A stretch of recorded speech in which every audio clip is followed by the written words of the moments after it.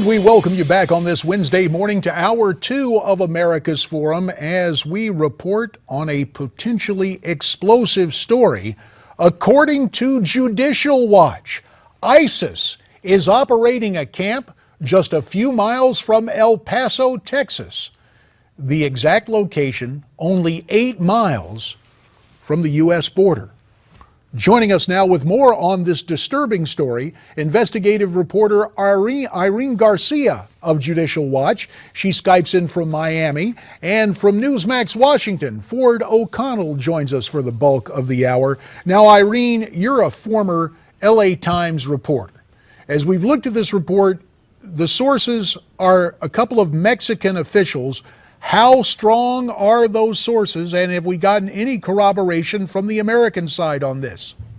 Well, listen, it's important to mention that last August, Judicial Watch reported this same story, a very similar story, citing U.S. authorities. Judicial Watch was on the ground, and we interviewed high-level folks in the Department of Homeland Security, didn't want to go on the record because they could get in trouble, as well as local law enforcement in the Texas, El Paso area, and we reported it, that Fort Bliss, which is not too far from the border, was threatened of a terrorist attack with ISIS and all these other Islamic terrorists. Now we fast forward and we're confirming the information on this part of Mexican authorities.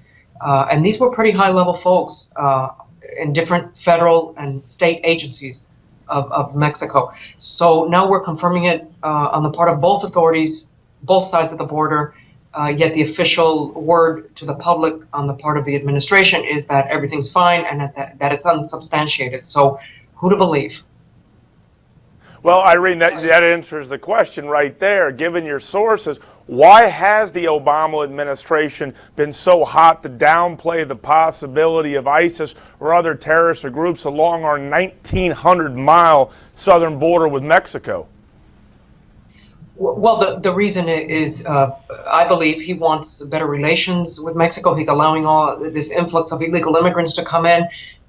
He's now facilitating with a program that Judicial Watch broke just last week, where he's flying the minors in now because it's too treacherous to cross the desert. So if there's terrorists right nearby, then of course that would ruin that plan. So a lot of it is denial, a lot of it is negligence, and it's downright insane and certainly deplorable that this kind of thing is happening so close to our border, and yet the administration continues to officially say that the border is secure, that this is unfounded. Irene, a lot of us have been sounding this alarm for a long time, saying we're vulnerable on the southern border, that terrorists would try to come in. Let's drill down more specifically on what Judicial Watch discovered. It's, as I understand it, not just one ISIS base, but potentially two. Give us the details. Sure. One within 8 miles of El Paso, another one closer to New Mexico. They're trying to enter the country through those two ports of entry.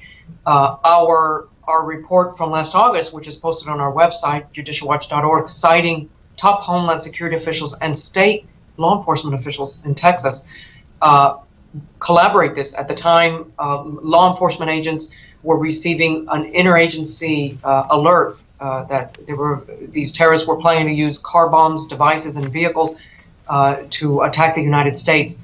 That was an interagency memo that was not meant to go public, and yet it was made public by Judicial Watch. So Homeland Security was not happy about that.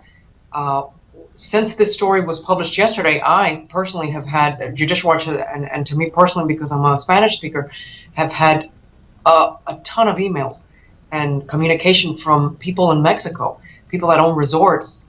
One man just sent me an email saying that in Cancun, Pemex, the company Pemex, is putting uniforms on Middle Easterners and crossing into the United States, saying that they're employees of Pemex, of the oil company.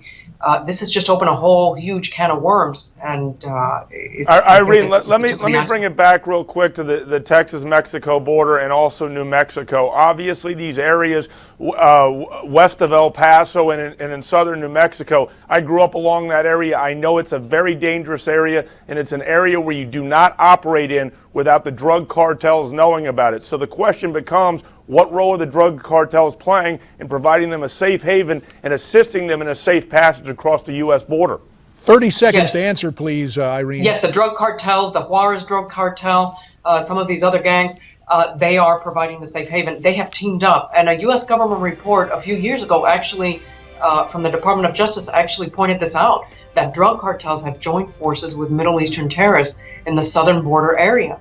So this is not something that we're making up. The U.S. government has acknowledged this. And these reports that get very little media attention and that most of the American public never hears about. And that's precisely why we're bringing attention to this very disturbing story, because we're not the media, we're Newsmax TV. More with Irene Garcia and Ford O'Connell after this. The surge was never really over, despite what the Obama administration said. The policies haven't changed, the incentives haven't changed, so they continue to come, and American communities need to brace themselves to absorb, tens of thousands of more who are going to come in the near future. That was Jessica Vaughn, Director of Policy Studies with the Center for Immigration Studies, 1 week ago on this very program. She told us the surge of illegals across our southern border continues. Let's continue our conversation now with the investigative reporter for Judicial Watch, Irene Garcia, who is Skyping in from Miami, and from Newsmax Washington, our friend Ford O'Connell. So Irene, as far as this administration is concerned, even after the report of ISIS 8 miles from our southern border, it's business as usual. Bring in as many illegals as they can possibly do. Is that basically what's happening now?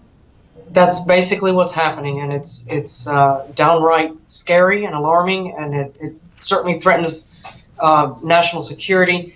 In 1 month, in one recent month alone, more than 3,000 crossed the border.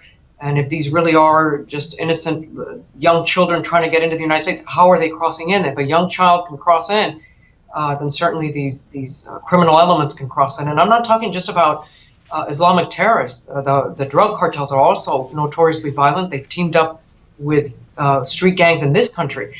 So this is just what's going on is just out of control, totally. Irene, illegal immigration aside for a second, I agree with JD that's a big issue, but let me move it back to this. Where is the border most porous, and where are the drug cartels and ISIS and other terror groups, where are they trying to infiltrate? It appears that the area that it's most porous is in that El Paso, that region that encompasses El Paso. There's also parts of the California border where there's lots of land there. It's also part of a broader issue where environmentalists in this country have been fighting and litigating against fences, against Border Patrol vehicles because it ruins the environment.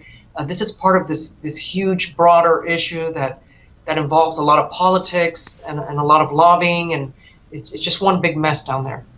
Well, you talk about One that. more thing. What about how understaffed local and municipal law enforcement are, particularly in southern New Mexico? Is this a problem where the federal government doesn't choose to do it, but if the local authorities could, they would?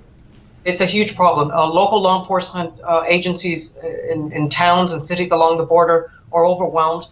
They're tired of asking Congress and asking the feds for help. We're on the ground. We talk to a lot of them. We have an office in Arizona. Where we're constantly talking to these local law enforcement agencies, and a lot of them are scared. They're scared of retaliation, that they'll lose some of their federal funding, that they'll lose some of their state funding. It's just one big mess down there. Irene, a decade ago, I introduced the Enforcement First Act in the House of Representatives. Sadly, President Bush was not interested in seeing that passed at that time. He wanted, quote, comprehensive immigration reform. Here's my question. ISIS, according to your reports, 8 miles from the border. Ford just mentions that local law enforcement doesn't have resources. Is it time to put our military on our southern border? And should the Pentagon be planning strikes inside Mexico to deal with these bases that ISIS is developing south of the border? Well, to be certain, they need help. They need manpower down in the southern border. In Texas, the governor is trying to deploy National Guard. They are understaffed, they're overwhelmed, and a lot of the Border Patrol agents that we talk to, and we talk to them all the time, are telling us that they've been told to kind of stand back, to not use lethal force, to just try to appease everybody. And so the Border Patrol officials and they come out all the time. Their representatives in the Border Patrol Union are trying to make it as public as possible. They're very frustrated and very, very demoralized. Irene, as a journalist, what's it going to take for the mainstream media and the federal government to get serious about this? Because based on what I've read from your sources and looking at some preliminary targets, we are wide open here. And is it going to take somebody dying, blowing up? What's it going to take for the mainstream media and the federal government to get serious? Yeah, I mean, I think the mainstream media is simply taking whatever statement the government makes and just reprinting it and going with it and not further digging and investigating this. And that's unfortunate. Part of it is I think the mainstream media, in many cases, doesn't have the manpower. I worked at the Los Angeles Times for 13 years, and I haven't been there in 11 years, and it's not what it was. They have one person doing the job that when I was there, 10 people did. So that's part of the issue. Their manpower, they're taking the word of the government, and when a big event occurs, they'll cover it, and I don't think that they'll go back and say, well, we should have dug further into this. They'll just report it as the story of the day, and like every big story, it'll just be a story until the next big one comes along. Well, God forbid that story be a 9/11 type attack that comes via our southern border, perhaps from ISIS, perhaps from other elements of Islamic terror teaming up, as you have reported, with those drug cartels. A very ominous combination. Irene Garcia, we appreciate your time and your take on that story. When we come back, a pair of congressmen who are working to stop backdoor gun control. Stay tuned.